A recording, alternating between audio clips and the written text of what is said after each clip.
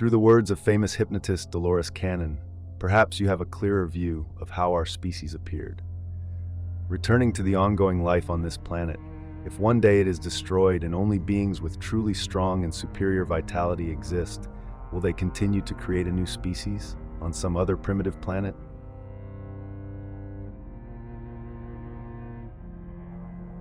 I think that genetic intervention is aimed at protecting and maintaining the species and ensuring our existence. Looked at this way, it is a beautiful act of kindness and demonstrates dedication to care.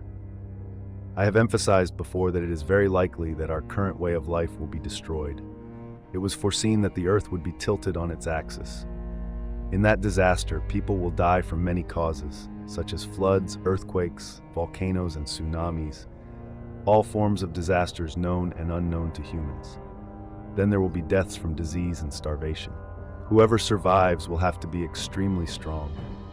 I have absolute faith in humanity. I believe we have the power to survive, that it will not be the end of the world, but the end of the world as we know it. It would be a complete change to our way of life, but man has great perseverance to re-establish what he considers important in that way of life. This scenario is one I don't like to think about and don't want to see as a possibility, but many experts agree that it exists.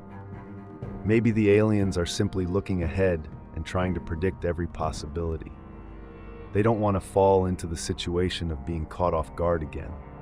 By manipulating genes, they can not only create a human race that can function in polluted environments with a body that is resistant to cancer and other diseases, which are caused by these environmental changes, but can also help people adapt to a new stressful lifestyle. One of my clients saw himself in the midst of a scene filled with sick and dying people who were trying to help in any small way. She herself is not sick and cannot be sick. Her job is to help others. It is possible that she is one of a new breed of humans designed to combat the devastation caused by the Earth's misalignment and the major crises that could follow. The hypothesis that I have developed from the information I have received is that the aliens, as a race, are extremely interested in our well-being, as they are the ones who have taken care of us over billions of years. They don't want to abandon us at this time.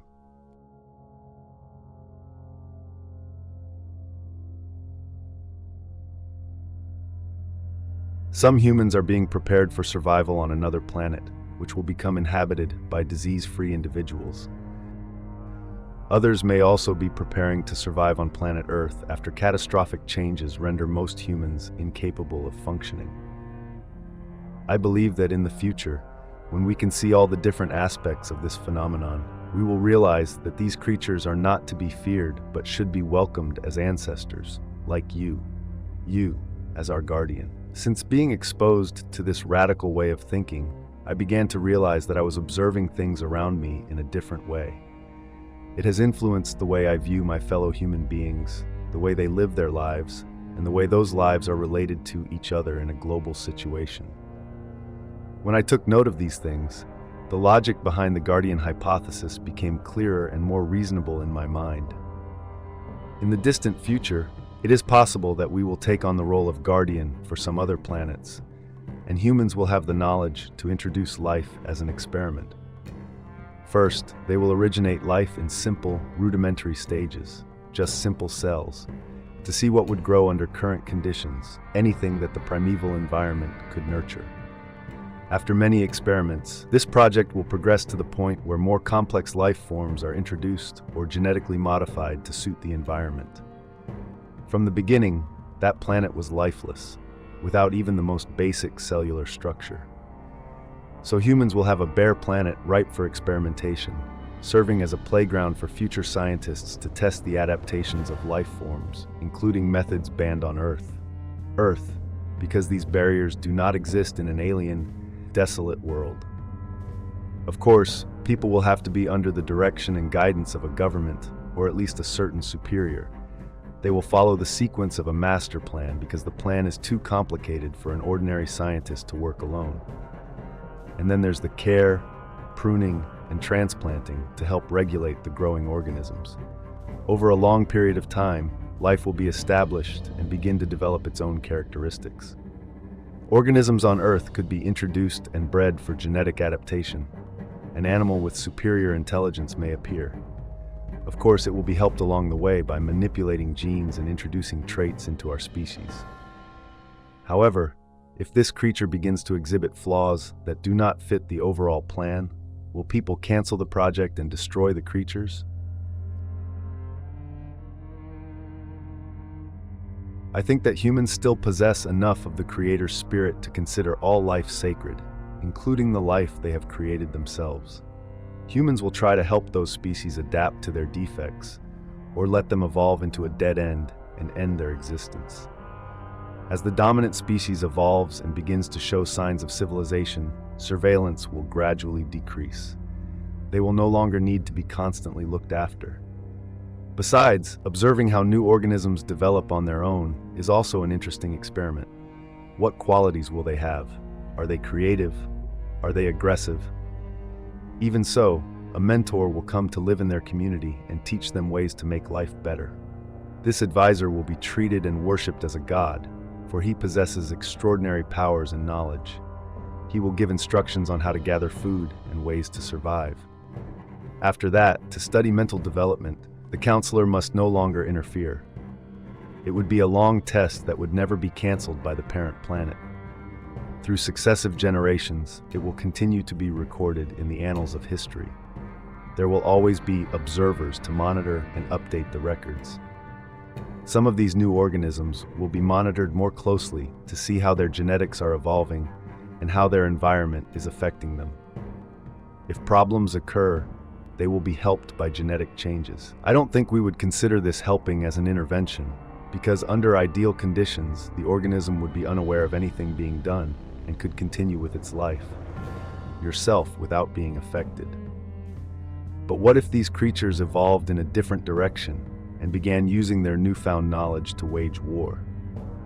What if these acts of war had such a profound impact that they began to produce weapons of immense power? What if they used those new discoveries in reckless ways, threatening to destroy not only themselves, but their world? Are they allowed to do that? If the experiment had been protected and nurtured for countless centuries, would it have been abandoned, or would we humans have seized the opportunity to intervene at that moment? That would be a huge problem, and the decision would probably be the responsibility of the highest government on Earth. But I have faith that if those creatures threatened to completely destroy their planet, we would probably move to prevent it, because this destruction could have system-wide impacts. Heaven, even neighboring stars and galaxies. This cannot be allowed to happen. It will cause a lot of breakage. At that point, I think we must finally break the golden rule of non-intervention and come out. We will finally let those creatures know that we are their creators, their guardians, and their protectors through time. How will we be received? Do the other species believe in us? Does this make any difference? This whole scenario sounds like science fiction, but how do we know for sure it won't come true? Not here on Earth, but on countless planets throughout the universe. As long as there is still curiosity, people will still search. As long as humans continue to search, there is no limit to what they will achieve.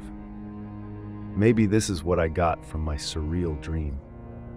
One thing that makes me a little curious is, on that primitive planet, is there a timeline similar to the one where we live? Many investigators have discovered time-lapse cases in which hours inexplicably pass without the person being aware of the time. However, a concept was discovered that I found even more strange: cases of time compression. That's when events take place over a much shorter period of time than usual. Of course, both of these phenomena are examples of time being mysteriously distorted from the perspective of the person witnessing the event. We are hindered by being stuck in our own linear concept of time. It has been said that we may be the only planet in the universe to have invented a way to measure something that doesn't exist. In my work, I have been told many times that time is just an illusion, a human invention. The aliens have no concept of time, and they told me that humans will never be able to travel into space unless we overcome our mistaken concept of time.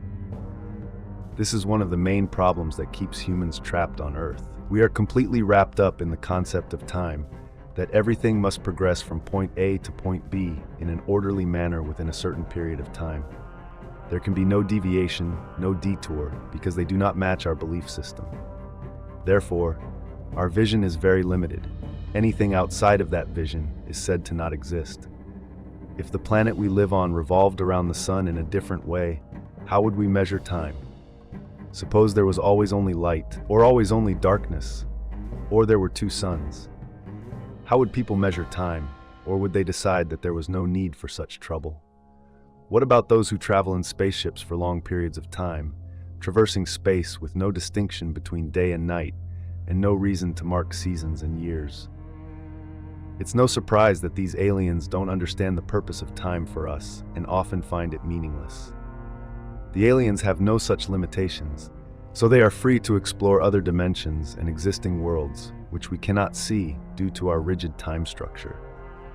Once these discoveries were made, the aliens found a way to decompose and reconstitute the matter of everything they wanted to transport.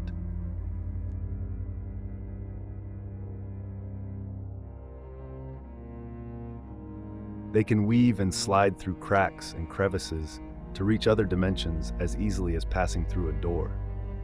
Of course, they may have been doing so long before our ancestors were still living in caves, and we still have to work hard to keep up with them. But we will never find those loopholes unless we remove the blindfold that says it's impossible. If other races have found a way, then we can find a way too. And aliens may be trying to reveal to us the secret to dissolve the barriers of time and show us the portal yellow. Mental travel and movement in and out of dimensions are very difficult concepts for the mind of an elementary investigator to grasp. The answer to the UFO riddle is no longer simple. The deeper we delve into this puzzle, the more complex and nerve-wracking the concepts become. Maybe this is why we haven't been given options until now. In the past, the human mind had to get used to aliens traveling by flying saucers in ways we could understand. For example, we need to use some kind of conventional fuel to surpass the speed of light, so that this travel still obeys the laws of physics that our scientists understand. We have been spoon-fed for years and only receive as much information as we can digest at a time. As we gradually adapt to each part of the concept, and as the idea no longer frightens us, we are presented with a more complex piece of the puzzle.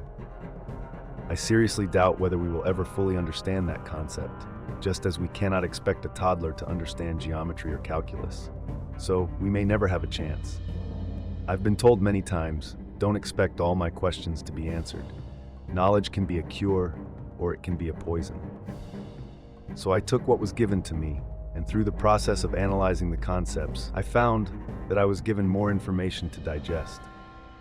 But it seems like the amount of information I receive never exceeds my ability to process it. Vast new lands lie before the explorer, and I hope to journey there.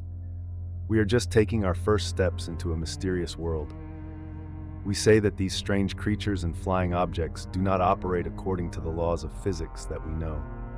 I think we should see that those phenomena are not unnatural, but on the contrary, they are completely natural. They may obey a new law of physics that we have not yet discovered or even thought about. That rule is only new to us because it does not match our reality, but it is completely normal for alien creatures.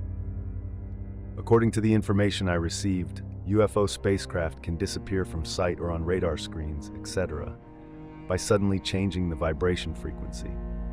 You can roughly understand this idea by looking at the propeller or propeller blade. When it spins up quickly, you can no longer see the individual blades clearly. We, who live in the physical world on Earth, have a lower vibrational frequency. Many of these alien beings do not live on other planets, but in other dimensions. In those dimensions, there are many other worlds that sometimes exist parallel to our world, but with higher vibrational frequencies. Often the worlds are completely unaware of each other's existence. The most advanced worlds know of our existence and often come here to observe. To be able to come to our world, they must slow down their vibrational frequency. It is described as quite painful to slow down this vibrational frequency and to maintain that frequency for any length of time. Similarly, if humans enter other dimensions, they will also suffer the opposite impact. We will have to increase our vibrational frequency and decrease it when we return to our world. Many of these creatures have evolved to the point where they are purely energy and no longer need a body. However, they can appear in a body if this is necessary to interact with humans. I don't understand why these beings of pure energy need spaceships to travel. Perhaps their spacecraft not only carries the environment, gravity, atmosphere, etc. to sustain life, but also carries vibrational frequencies. There have been many cases where humans were placed on smaller spacecraft, and their bodies suffered no lasting effects. It is possible that the ship entered this world and operated within our vibrational frequency range, and humans could easily adapt to that. According to reports, small gray creatures are often seen aboard this type of small ship. They may be a type of cloned or engineered creature that is able to operate within the vibrational range of our world more easily than other types of creatures. These little creatures were born in the shape of their creators, tall gray creatures, to be able to come to Earth and perform tedious tasks. Samples taken from humans, animals, plants, etc. are then taken to a large spaceship for analysis in the laboratory. There are not many reported cases of people being taken aboard large or mother spacecraft. These types of large spacecraft often come to rest high in our atmosphere because they are too large to land easily.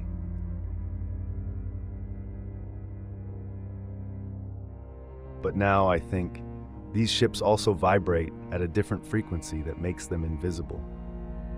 It is possible that the creatures up there cannot adapt easily to the lower vibrational frequency and prefer to stay in a comfortable environment. In order for humans to board this spaceship, their molecules must be adjusted and their vibration frequency increased. They can function in this state for a certain period of time, but it cannot last indefinitely because otherwise the body will disintegrate. When they return to Earth, the complicated and difficult process mentioned above takes place again. The human body is readjusted and the vibration frequency is lowered. This can lead to confusion, disorientation, temporary paralysis, and physical signs, such as bruising, while the body recovers from the shock to the body's systems. This may be the reason why there are not many cases of humans being carried on large spaceships. The experience with the little ship and the little gray creatures is much more common. The average person may not be able to adapt to the physical changes required for a large spaceship experience. In 1998, the last American on a cooperative space exploration mission between the US and the Soviet Union returned from the Mir space station orbiting Earth. He said the biggest change was getting used to the heaviness of his body after being in zero gravity for so long. Missing time series do not always turn out as they might seem. When there are time-lapse events, it is often assumed that the person involved had direct contact with aliens or UFOs, especially if the person saw lights or flying objects at the time. I discovered that's not always the case. In many cases, the person is simply locking an unpleasant or painful experience in their mind, and it has nothing to do with aliens. This information can be accurately gathered when the client reaches a state of hypnosis deep enough for us to make contact with their subconscious mind. The subconscious mind contains all memories and will report what actually happened without being clouded by the emotions of the conscious mind. I always tell investigators not to jump to conclusions when subjects report missing time or any other experience that seems to fit the pattern. Always look for the simplest solution first. In many cases, that is the answer. I don't understand why some people prefer to explain events in their lives with more complicated answers. A chunk of my time was cut off, so I must have been taken aboard a UFO ship. By some mysterious psychological process, this abstract argument is easier to accept than a simpler but more unpleasant argument. During one of my hypnosis sessions, a man was lost for a certain period of time, and that event was related to alien contact, but it was a case of his presence, not at the right time and place.